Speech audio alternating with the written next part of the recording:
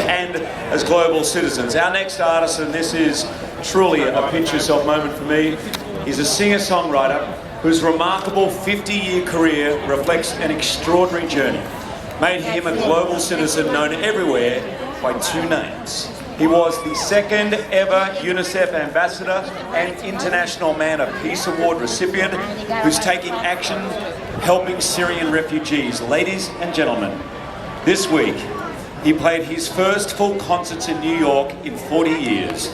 Yusuf Cat Stevens!